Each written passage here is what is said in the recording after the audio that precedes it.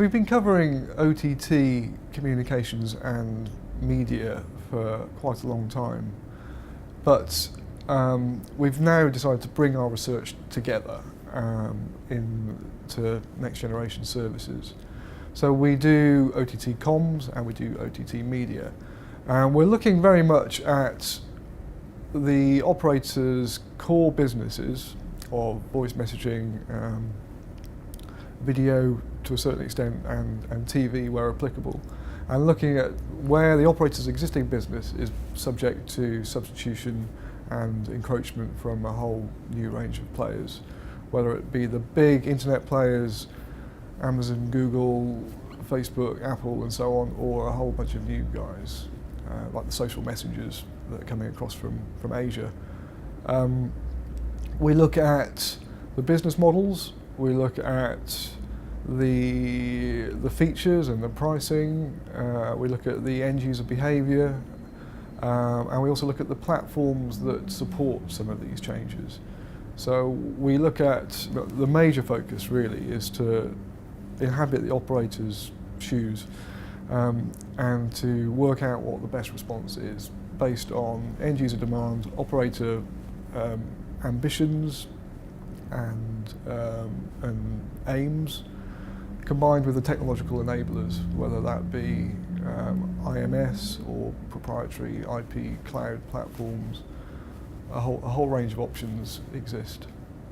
Primary research is always a big theme for us, so every year we do two large pieces of primary research. We monitor smartphone users' behaviour to find out how much of these alternative OTT apps they're using, but we also ask people questions, and that's where we get a better idea of the attitudes towards these services and also intentions. The primary research gives us a really strong base to build on. In this area there's an awful lot of speculation and not very much in terms of hard data. So having some real life usage data is a tremendous advantage for us. We use that then to advise operators. We do a lot of best practice case studies, whether that be operator strategies or also the OTT players themselves. So we do OTT comms and OTT media player strategies. We do forecasts for the OTT sector. We forecast operators' responses to OTT, so whether that be voice over LTE or their own IP-based messaging services or their own IP video services. We are also doing a few specific topics in the not too distant future. We're looking at comms APIs and the ability for operators to open up some of their communications capabilities to third parties.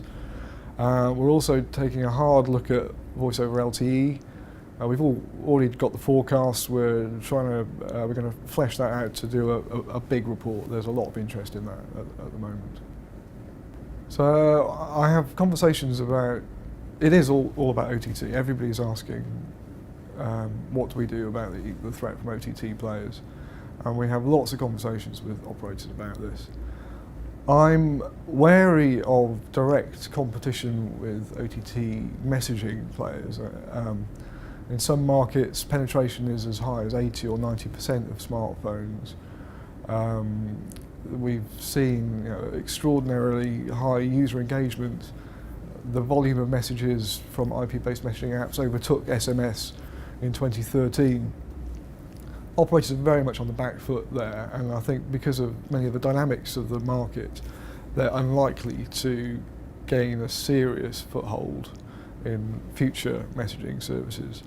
Instead, I think they need to focus on voice and video, where they have a much stronger proposition.